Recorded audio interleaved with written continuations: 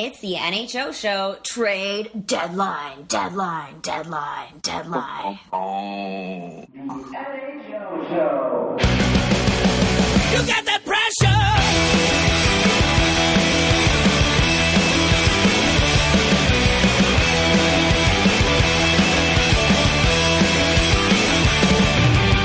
Scary day. Scary day looming, I guess, right? Because you have this March 1st trade deadline, which can be a terrifying day. But as we've all seen, it's always the days leading up to the trade deadline that are far more exciting than the actual date. Yeah, well, there's always some interesting things that come in. I think the most exciting part about trade deadline day is like at the deadline or just after, because there's always these little ones that trickle through that are pretty significant. And they all get backed up, but yeah, there's usually about 3 to 4 hours of really nothing to report on the Sportsnet and TSN channels. Yeah, it's a lot of sitting, waiting, checking Twitter, calling. Yeah. It's a fun atmosphere to be around, though, and it's definitely it's really a fun few days leading up to it, because you're in that second half of the playoff push. You're in that playoff push, and you're seeing teams making moves, teams that have been relatively quiet throughout the season. So I mean, a couple of big ones already. In the last few days, we saw Bishop go to LA, Boyle go to Toronto, which was, I wasn't really expecting that, but happy to see it happen. Hansel to Minnesota and Burrows to Ottawa. So, Colin, where do we start from here?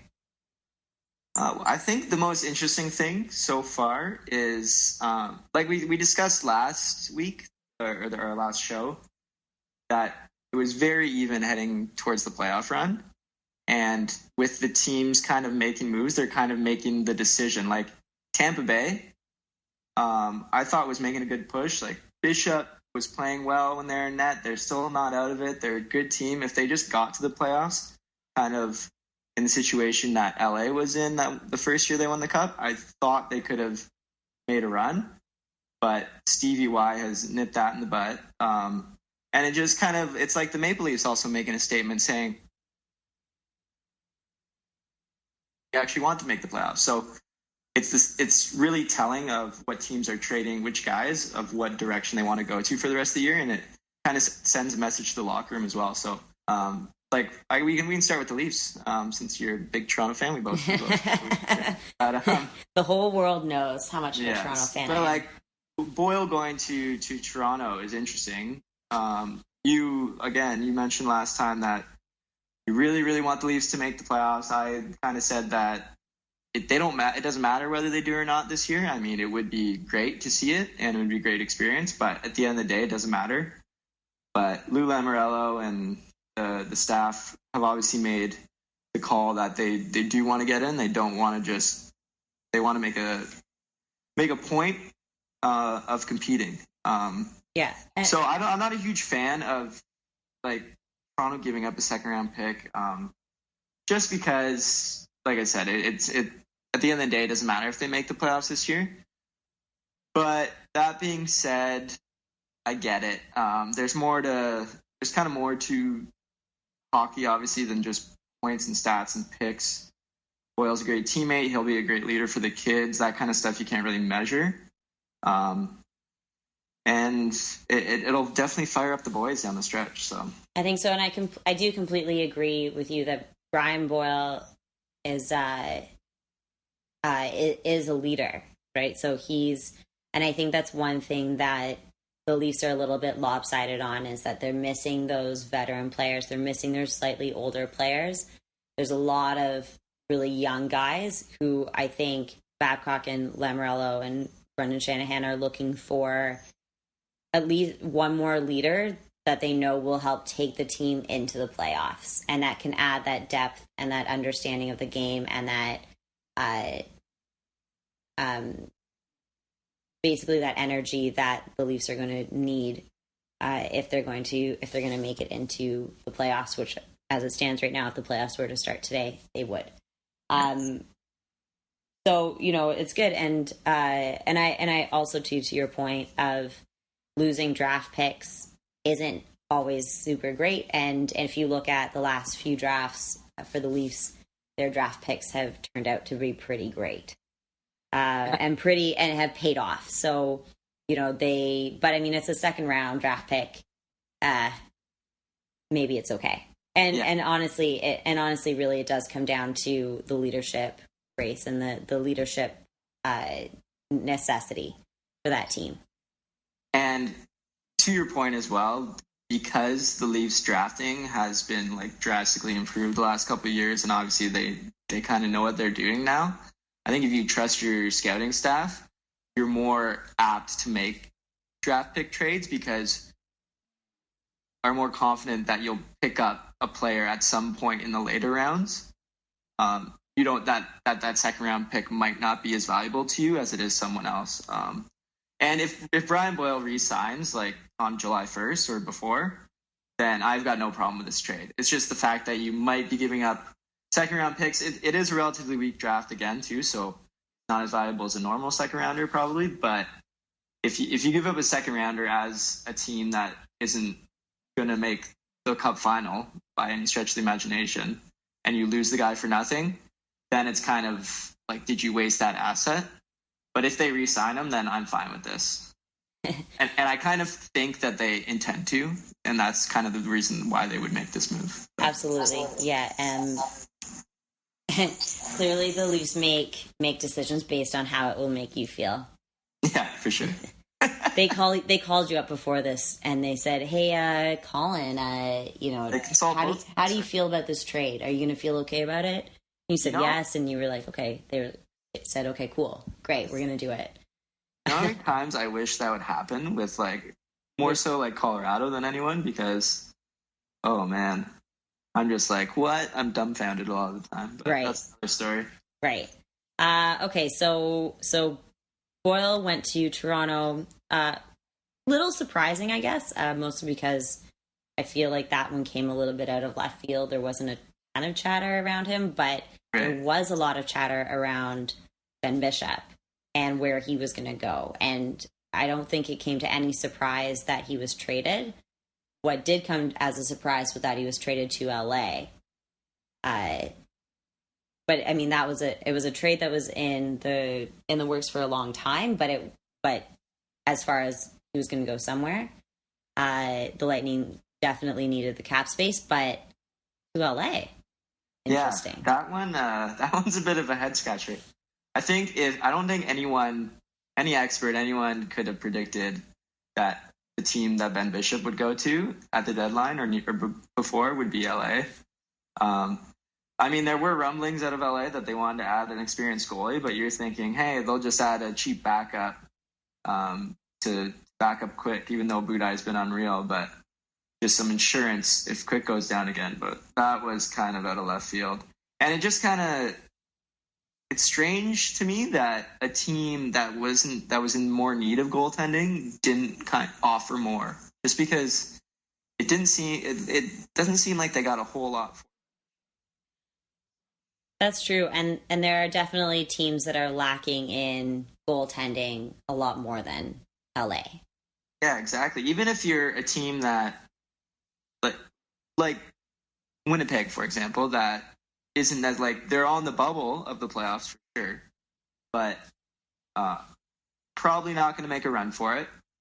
But even if you trade for a guy like Ben Bishop right now, kind of trading for his rights, so you have the exclusive opportunity to negotiate with him before he becomes an unrestricted free agent. So I'm just surprised that a team didn't make even just give an extra little pick just for that privilege and kind of had him in their long-term plans. But there's the return was, they swapped picks. I think it was not anything huge, like a third and a fifth. They got Budai coming back to Tampa Bay to back up Vasilevsky. And then there's a former second rounder, Eric Cernak, in there. And these are the type of things, like when it comes down to trade deadline day and things like that. This is where my like hockey nerdiness really comes out. Like there's 3 times in the whole year, the draft, free agency, and this week that like I become a huge hockey nerd.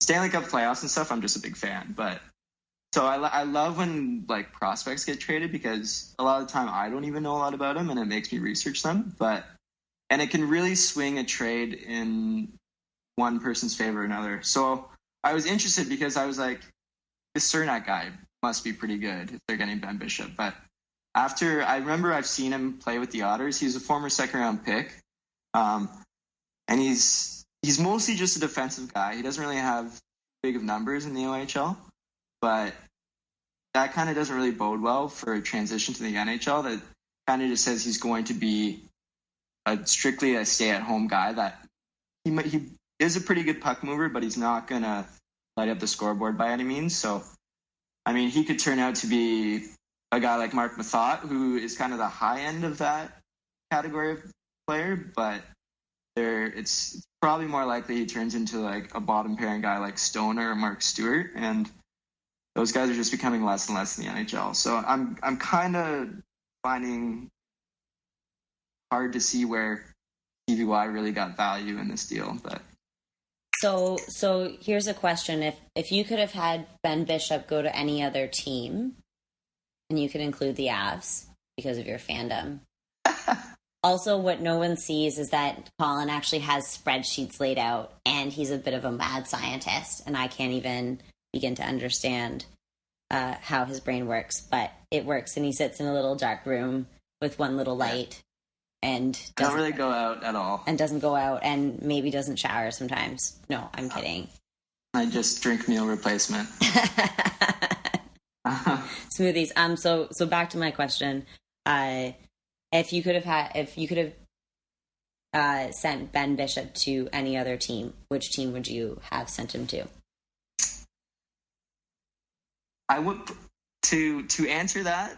I'm gonna cheat and say I wouldn't have traded him in the first place if I was CBY. But if he had to get traded before the deadline, and obviously CBY thought differently and did this, I would say probably the Calgary Flames. Yeah, agreed.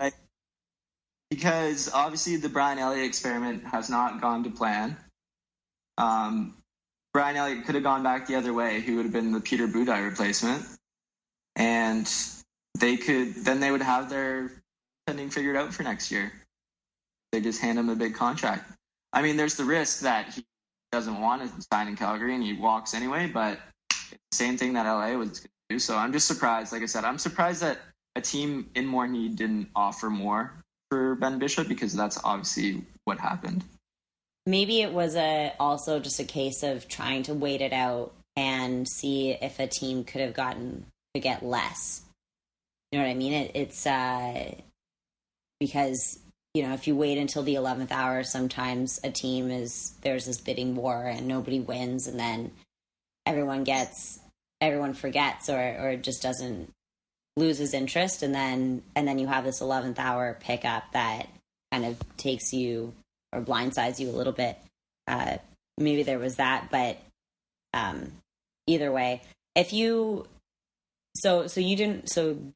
say that, you know, if you could have had it your way, Ben Bishop would still be with the Lightning, but Stevie Y is facing a really, really tough cap crunch at this point. He has no room. So who on the Lightning would you get rid of in order to make some cap space? Well, he still would have lost Ben Bishop in the offseason, and his cap would have still came off the books. It's just he wanted to trade him so that he didn't lose him for nothing, which would have happened in the offseason. But like I said, I still think they could have maybe got into that last wild card spot, still made a run because of how Ben Bishop was playing for them. Every game he played when he came back from injury, I'm pretty sure they won, or he put up ridiculous numbers. And it seems that every game Vasilevsky's played, they're losing, or like he's not playing as well. So I'm just surprised that with all the cap issues this summer and how the team's going to have to change next year, that he didn't at least try to go for one last big hurrah before losing a guy like Bishop and other players probably in the summer. Do you think as much as I think there's a lot of people who expect the Lightning to still come out guns blazing and make it into the playoffs, just because they're that sort of team that just seems to be able to rally at the very last second. Stamkos is coming back too. Is he? Yeah, he's skating. He's skating, but that he might be back this weekend. Who knows? Yeah, but I think that's the if and what, and that will loom over everybody's head for weeks. You know, yeah, he could come back, but he won't, and he could come back and he might. He's day by day and all that stuff. So I think really that team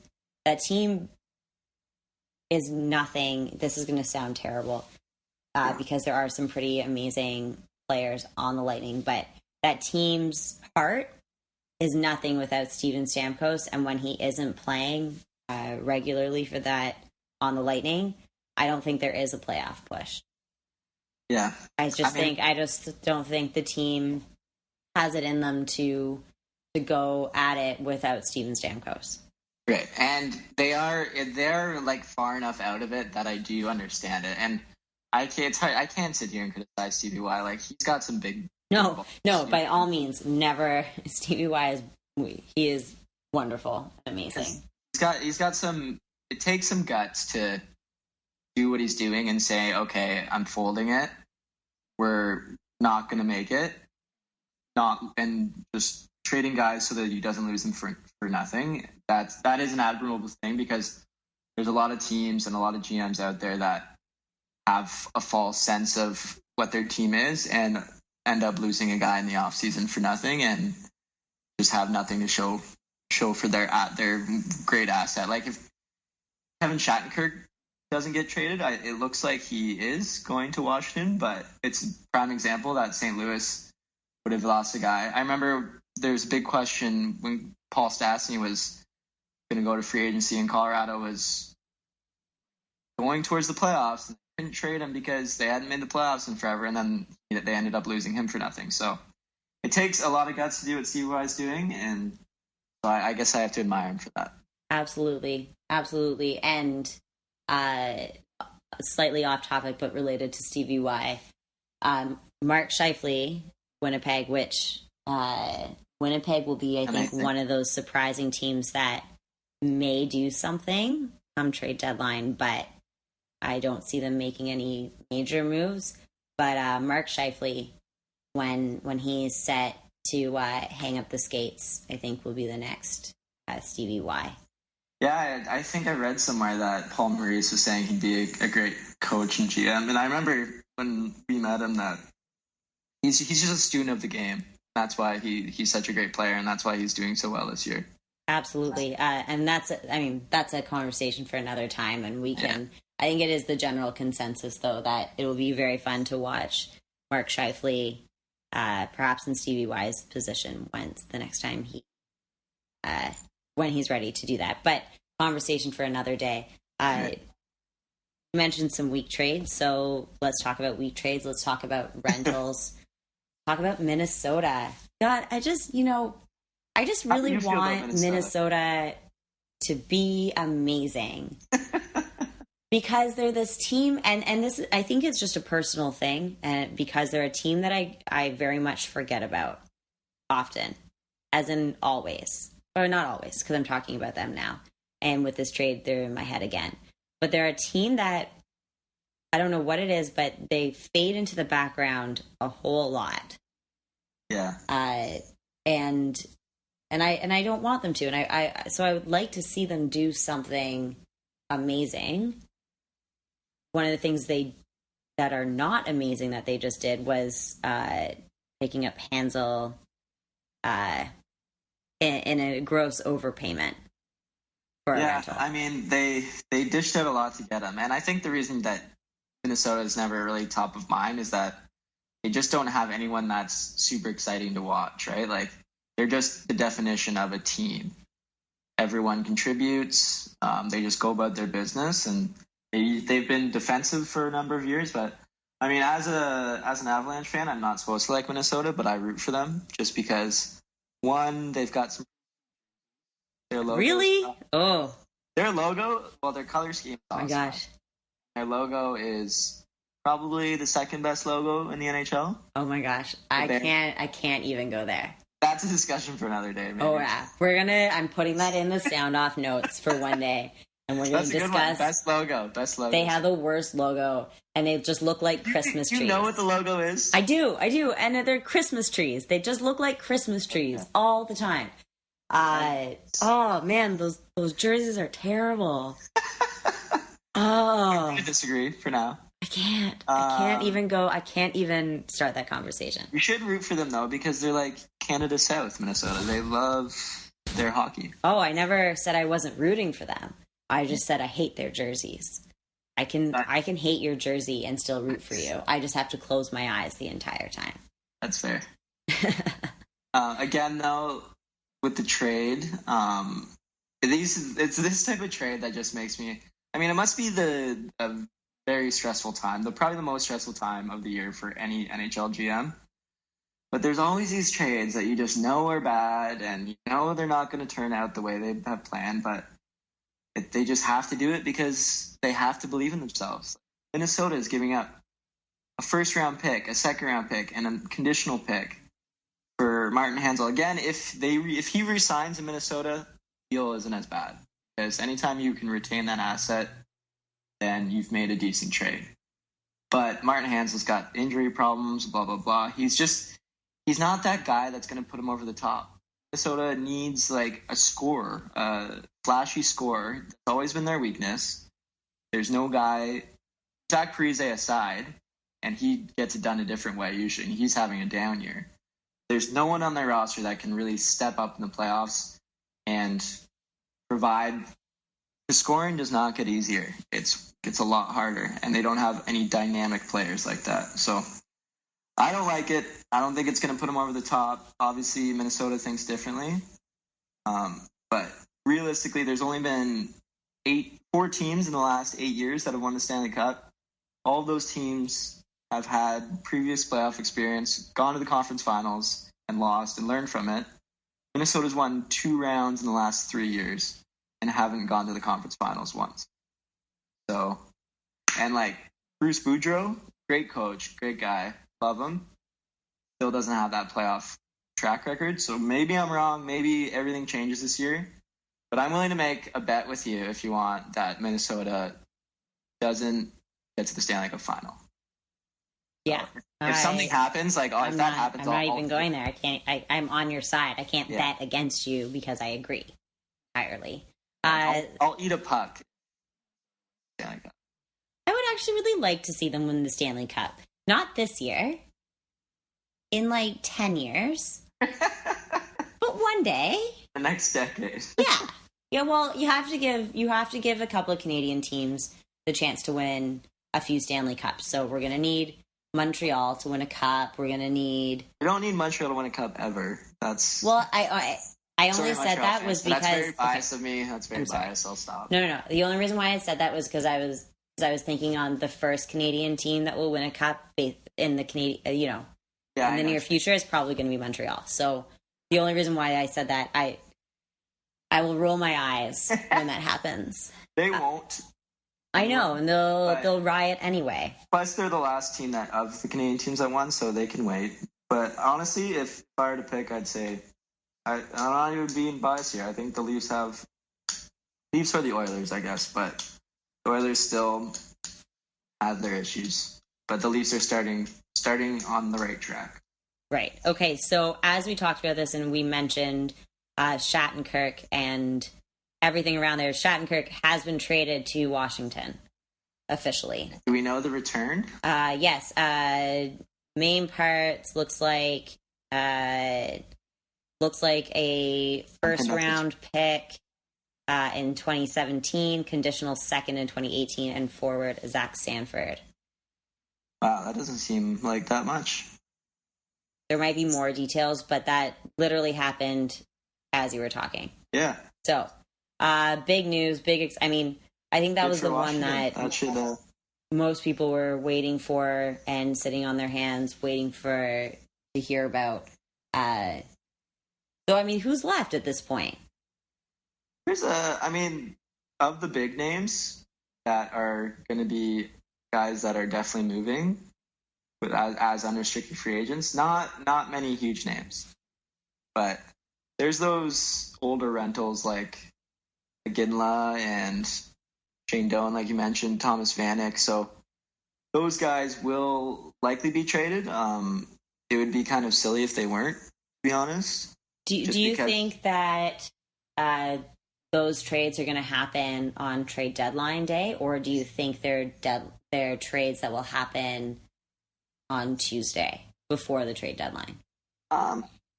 It all depends on the amount of teams interested, I guess. I think the longer the teams wait to trade them, the less they're going to get from the buyers, just because they know they want to sell, and a lot of the buyers won't wait that long to pick up the guys that they want to fill their holes, because no one really wants to wait till the 11th hour. And the rental prices have already kind of been set when you go like from Hansel and Burrows, another guy that got a silly overpayment. That's a weird one to me. Burrows to Ottawa. Yeah. It doesn't sit well. I know Leafs fans are pumped to take Burrows into the boards a few times. I think he'll play a very different role in Ottawa than he did in Vancouver. Also, Jordy Ben wearing a Habs jersey does not sit well with me. I would have switched those two trades. In my perfect world, I could see that. I would have sent Burrows to the Habs and Ben to the Sens. I kind of find it kind of funny that the Stars traded Jamie Benn's brother, but I know. It's weird. Like, it sucks. Sucks for Jamie Benn. I just don't get what like Ottawa's doing. I mean, I understand what they're doing, but that is the pure definition of ownership being too involved and hurting your team because of it. Like Dorion, their GM, could end up losing his job because of pressure from management. And obviously, this isn't a huge trade. The prospect they traded, Dahl, and he's not like the greatest prospect of all time or anything. But what he is, former second-round pick, has shown nothing but progress since his draft. He's trending in the right direction, whereas a guy like Cernak was kind of stagnating or even dropping off a little bit.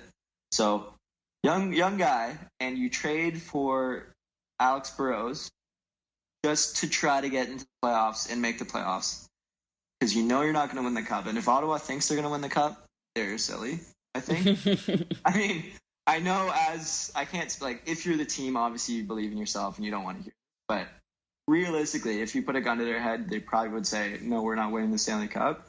And it's those trades that you're just going to die in mediocrity because of. Like, you can't trade. And the worst part is that they sign him for 2 extra years. They're a budget team. They sign a 35-year-old to a 2-year, a bottom 6 35-year-old for $2.5 million per year. Can't you spend that money elsewhere, like better? Like, if money is such a huge issue to you, it's mind-boggling, these trades, and it's just saying, because they mandated it. Melnick said, do whatever it takes to make the playoffs. So as a GM, I mean, his hands are tied. But you're just dooming your team to mediocrity for years if that's the kind of attitude you have. And if you are Ottawa and you need that playoff revenue, it makes sense to kind of build up a consistent contender rather than just mediocre sneak into the playoffs type of, I don't know. Doesn't make sense. Doesn't. It's frustrating. It's frustrating. It is. And that. And yeah, and Ottawa just seems very lost in the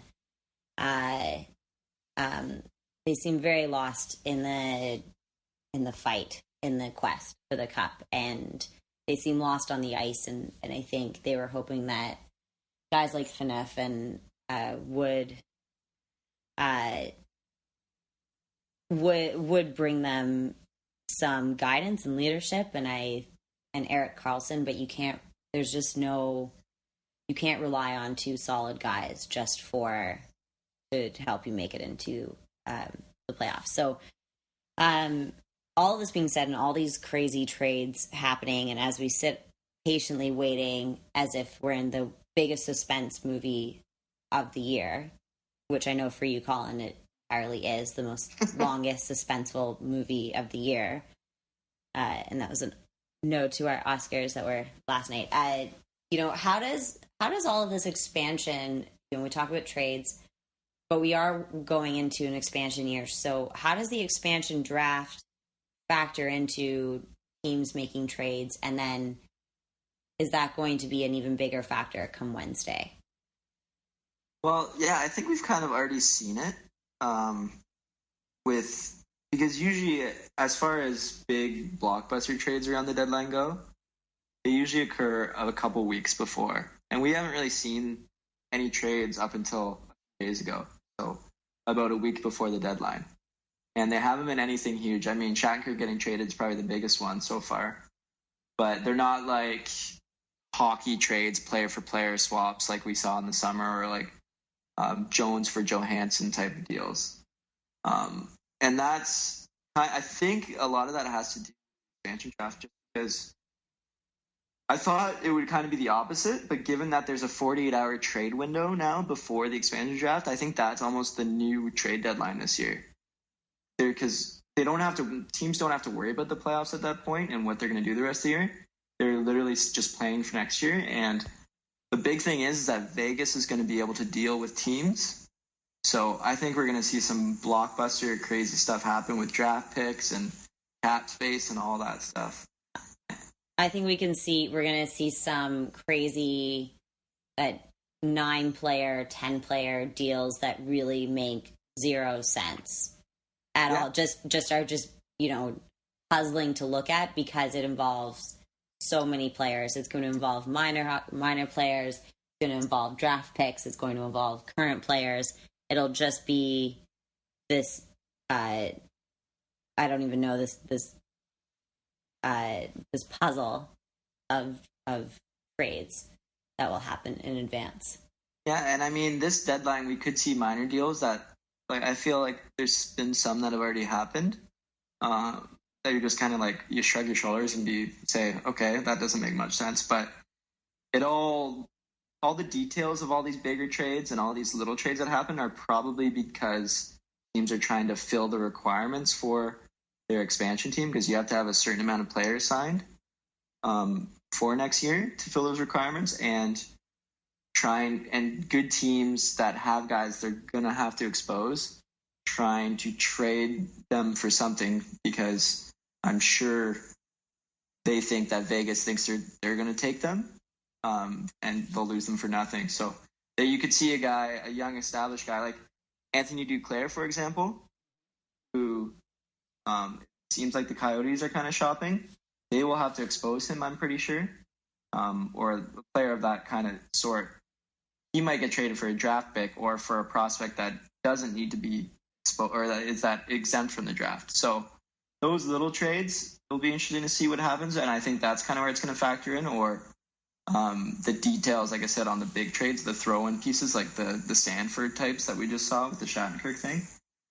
That's where the expansion draft is going to factor in, unless you know all their contract details, and I don't even know all that stuff. So I'm not paid to, so I'm sure there's some guys out there, but there are other people. So let's talk about teams leading up to Wednesday, and then within the expansion draft. What would be your 3 obvious teams who are going to make a trade by the trade deadline? And then to the other side of that, who are the 3 surprise teams that will make a trade? I think there's no question that Colorado has to make a trade of some sort, even if it's just selling off guys. And if they don't, then Joe Sakic deserves to lose his job, in my opinion. But, ooh, big words. Words. I just mean, like, it makes no sense if they don't. No, and I completely agree with you. Like, they need to make some changes, and this is the time to do it. It's at least get the ball rolling, and then, you can call up some younger guys and have some hope for next season. But sounds like the Maple Leafs. Yeah, Colorado should be making a deal. I really think Pittsburgh's going to try to do something. Really? It might not be anything huge, but especially since Shattenkirk just went to Washington, they've been rumored, they've been scouting teams that they're going to make some sort of move, I think. I think it's going to be Fleury, and nobody. I mean, the Fleury is going to go for a really, really, really high price. That's what it is. It's not that. I don't think Fleury is going to go for anything mediocre. It's going to be because he's good. He's like, he can stay on that team and be perfectly happy, and the team will be perfectly happy. But Pittsburgh knows they have a really big piece of the pie with Fleury, and it's a goaltending race at this point. So many teams, because the last few drafts have been so strong, and players are just that much better. Teams don't need players; they need goalies, and they need really good goalies. And there's a few teams, Calgary, for example, that would benefit very much from a push on their goaltending side. But he has to go to a place where he's going to be number one. He can't be number two. Yeah, and to the whole expansion draft point too. Like Pittsburgh's in a tough spot with their goaltending. If Marc-Andre Fleury doesn't waive his no move clause, then they're forced to protect Fleury and have to expose Matt Murray, who is one of the best young goalies in the whole league and won them the Stanley Cup last year. So they're in a tough spot. If they want him for insurance, but he kind of holds the cards too. He's got a modified no trade clause and he's got a no movement clause. So they could have something in place and you can nix it. That will probably lower his value on the trade market.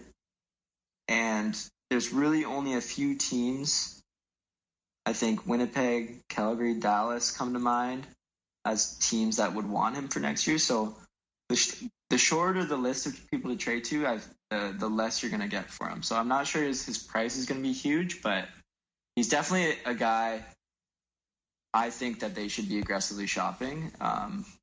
Because, like you said, if they do a trade with Calgary, you can get a guy like Elliott back, and that kind of mitigates the loss. But and I think Elliott needs to get straight out of Dodge as far as Calgary is concerned. Yeah. Calgary's and I think too, always with players, I think especially with goaltenders, your performance is really dictated by the team you play for. You go to one team and you play really, really amazing. You get traded to another team, and you tank, and that's for a number of different reasons. And then you can go to another team and do really, really well. I think goaltenders before players are really susceptible to the team that they play for, and their performance is based on that. Not saying the rest of the team is bad, but Brian Elliott, his career has been these peaks and valleys of up and down and up and down and up and down. And right now he just is down, down, down with Calgary. I think he needs a shot at a different team. And this might be the first time I say this, but I 100% agree with your assessment there. What? Because I'm always I've never been a huge fan of Brian Elliott. I admire the guy, and I'm glad he's seen success, but I've never thought he's as good as his numbers showed in St. Louis, and I think that's kind of showing. And because St. Louis is such a defensive team, there's no position, and I don't think in any sport, that relies on another position so much as goaltending does with defense. That's not just the defenseman on the team, that's team defense, that's team strategy. I read something interesting, or I heard an interesting interview about the difference how Florida plays when Reimer's in net compared to when Luongo's in net, and how their strategy changes about where they let shots from and things like that to play to their goalie strength. So that's a Florida thing too, though. That's them looking at numbers, and that's a Colin thing, right? It's like Florida has been all about stats and numbers and number crunching, that makes complete and total sense. I think that's the most brilliant way to play a game. You should be, if you aren't changing the way you play based on which goalie is in net, then you need to really look at, I mean, maybe not, maybe this is kind of out of left field, but you need to look at your strategy a little bit more because every player is different. You're playing different plays depending on what defensemen are on the ice, what forwards are on the ice. Obviously, you should be playing differently based on who's in net. Never forget the goalie. Never forget the goaltender. So we've named 2 teams that I think are going to make deals. Will you give me a third? Who do you think is going to make a trade? Good question. Who haven't we named? We've talked about some teams, but I think Anaheim is going to get rid of Bernier, 100%. I think so, eh? I think so. I think Bernier's not long for this NHL world. And I say that with so much sadness in my heart because I absolutely love him and I have such a crush on his wife. Anyway. So just for personal reasons. But also, like, I mean, I fell in love with him in Toronto when he sort of saved Toronto's ass when Reimer was in a slump. And then so I totally fell in love with him the way he was playing. And of course, because when you're winning, you love guys. You love goals, especially in Toronto and Sydney and Vancouver. You know, when your team is winning, it's great, and you lay off the goalie a little bit. When your team is losing, it's all the goalie's fault. But I never really saw it that way, and I liked the way Bernie played. I just don't think he's. I just think that he's lost, and I think his passion isn't there as much as it was. It's lost a little bit, and I just don't think he's really long for this world of NHL. Maybe in Europe, maybe he needs to go to Europe and play or something. But yeah, I don't think he's going to stay in the NHL for much longer. Yeah, or I just don't think there's a place for him. That's what it is. Is that I just don't really think there's. It's not that on his choice. I think there's just not really a place for him in the NHL. And he wants to be a number 1, obviously. Yeah, I mean, I don't think there's no place for him as number 1 anymore, but if he's willing to be a backup, he could probably find a team willing to, as long as his contract's small. Right. He could be you start number 2 in Vegas. Yeah. Oh, that's brutal, though. Do you want to be number 2 in Vegas? After having been number 1, for the Toronto Maple Leafs, and then having a decent career. I don't know. That's the way she goes sometimes. Way she goes. Okay, so let's talk about some surprise teams that might surprise you as far as trades are concerned. Name a couple of teams. 3 teams. Let's go for it. 3 teams. I think Philadelphia could be a surprise. They would surprise me, like, if they did make a move, but they're also a team that could surprise by making a move. Ooh, I like it. Because Philly is always one, they're a pretty bold team. They make some pretty big trades. The Jeff Carter deal comes to mind. And they're kind of in a really strange place right now. That they're in limbo. They're not really good enough to make the playoffs this year. They don't really have a huge direction their team's going. They've got a lot of good young D prospects, like Provrov's should be nominated for Rookie of the Year. And they've got Philip Myers, they got Travis Sanheim. So they've got depth on D to make some moves if they want. But they're just kind of underwhelming. They need a goalie, and there's another team. I think every team needs a goalie. Yeah, really good time to be a goalie right now. It's funny because there's about 10 to 15 true number 1 goalies in the league, and then there's a whole bunch of guys that are inconsistent. Absolutely, 100% agreed. I think the Islanders could do something. I was thinking about them too, yeah. They're just out of that playoff run, the wild card spot, and I think that they could it could very well. It's a race right now between the Islanders and Toronto and Rangers even. So that's like this really, it's a tight race across the board, but the Islanders are sort of trailing the Leafs very closely. So I think the Islanders, and for pretty much all the reasons you just said, they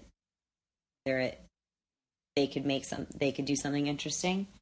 I do think the Islanders could be, if anyone's going to land Matt Duchene before the trade deadline, I think they could be a dark horse. Okay. It'll be interesting to see if and when Matt Duchene goes anywhere. I think he's going to be the blockbuster trade that we're all waiting for. Yeah, I think so too. And it's one of those things where it doesn't need to happen.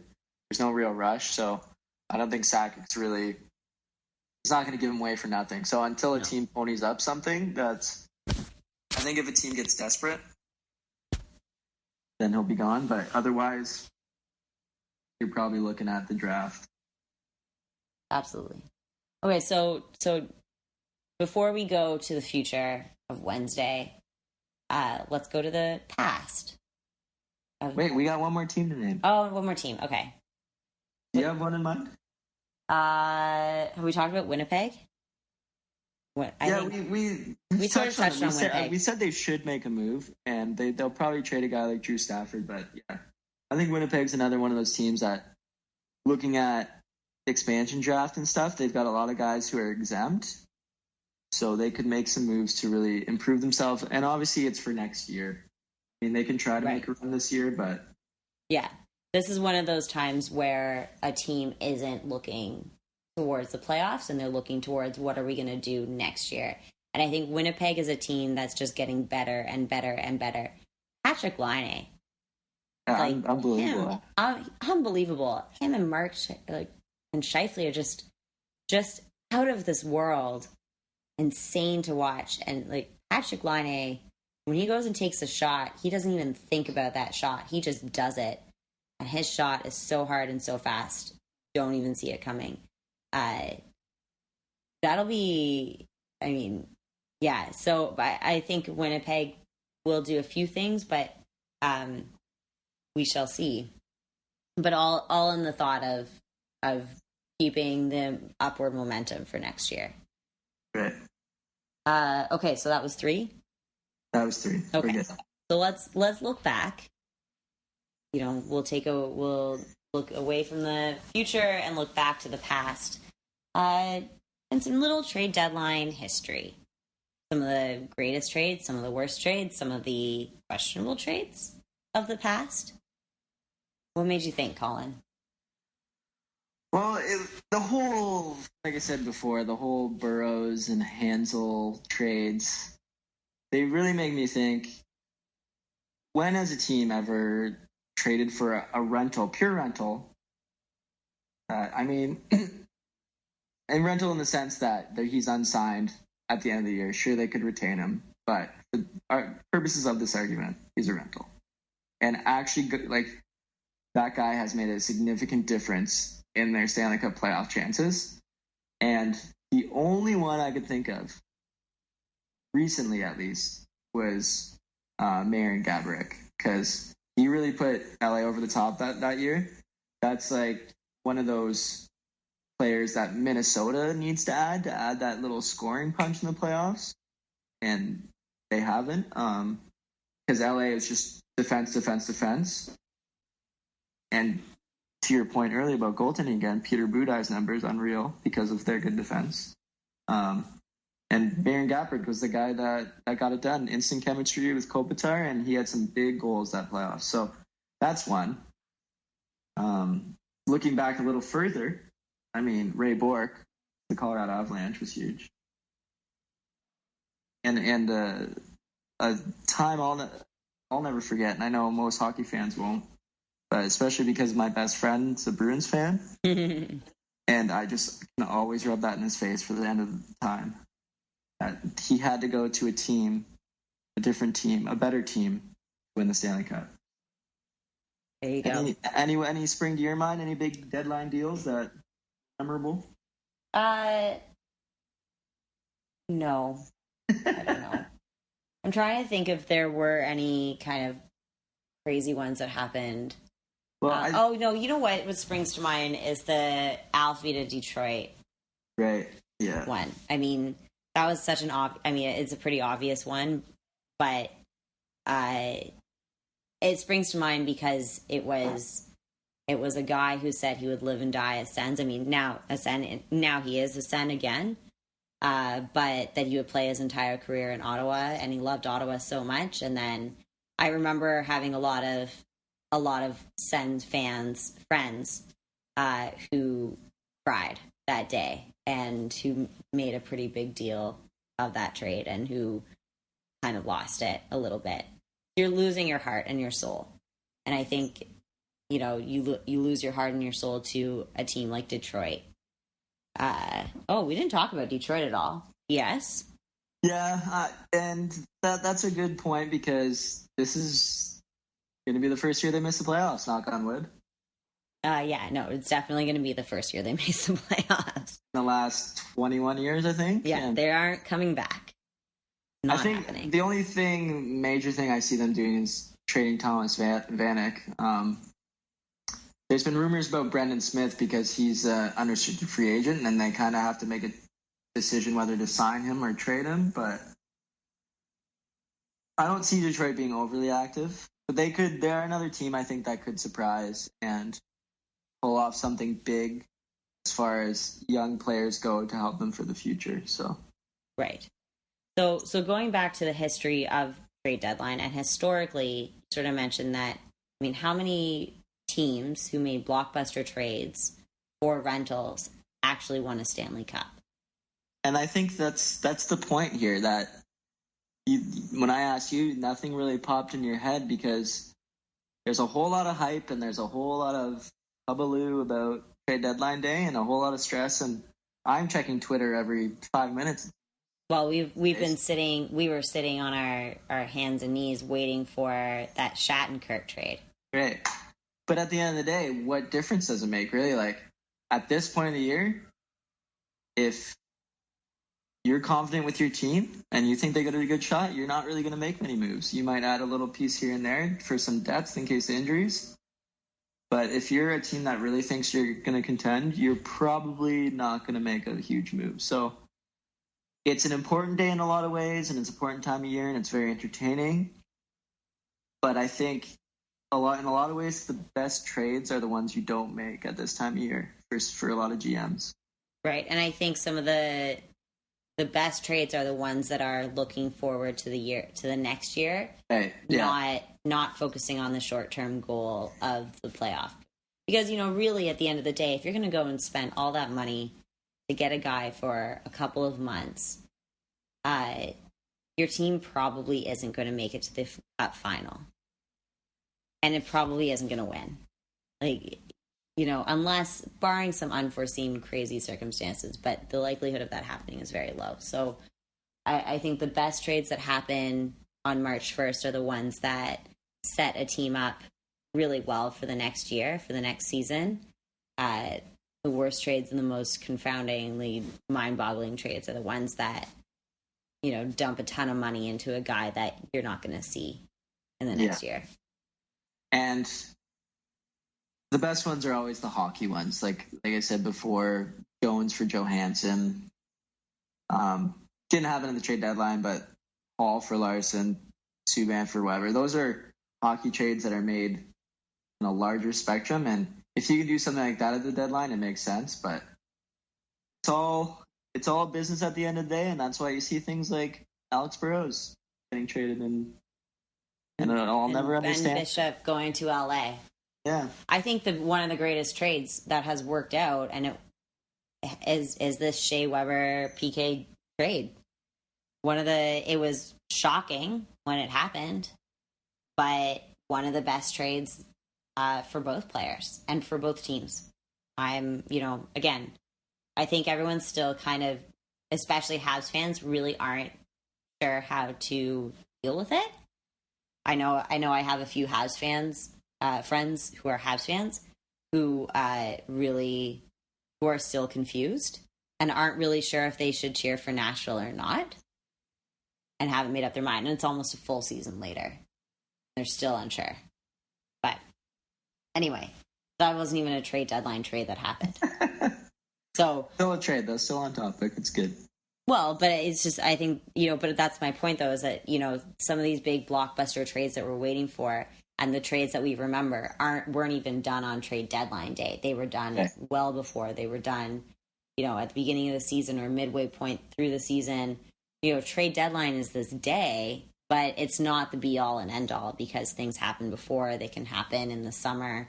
It's, just kind of puts a freeze on some things for a couple of months so we can all just focus and concentrate on cheering on our favorite team in the playoffs. And a reason for that, I think, that we haven't really touched on enough is because of the salary cap. It's way easier to make trades in the off season, and you have a lot more cap flexibility where things are much more constricted during the year, and there you have a certain amount of players to have on your roster and all that stuff. So it's a lot harder to make deal here than it was even in the past before the salary cap. A lot more factors to consider. So and like I said, expansion is just another one of those factors. There we go. Well, we'll see what happens by Wednesday at 3:00 Eastern, noon Pacific. P.S. Did you know that it wasn't the same time across all time zones? That it was noon, or it was like noon. No way. Eastern, and noon Pacific, which would be 3:00 Eastern. So the deadline used to be noon local time. When was this? It was a long time ago. Hockey Central was talking about it on Friday. That better have been a long time ago. Yeah, it was a while ago. But anyway, it was a very interesting. That's crazy. I didn't know that. But also, I probably was not watching hockey or conscious enough. I was. Probably weren't even born at that point. Maybe not. We'll have to research that for another day. Anyway, that was just a random thought and fact that popped into my head when I said 3:00 Eastern, noon Pacific. We will have all of the details of the trade deadline will be figured out and confirmed by then. So until then, we will sit on our hands, check Twitter constantly, become obsessed, and see what happens in the next few days. And I will leave you with this. 2 games that are happening at this moment. Tampa Bay, a team that has sold some guys, beat Ottawa, a team that bought some guys, 5-1. Oh. That's not just a win, that's a bit of a spanking. That's a huge spanking. And 2 very defensive teams, like we mentioned, LA and Minnesota, are tied 4-4. So interesting. Who knows? Who knows? It'll be an interesting couple of days. But it'll be an interesting few days. Okay. Well, that was the NHO show, trade deadline edition. Boom, boom, boom. I'm Storie. And I'm Colin. And appreciate you guys listening. Thanks, guys.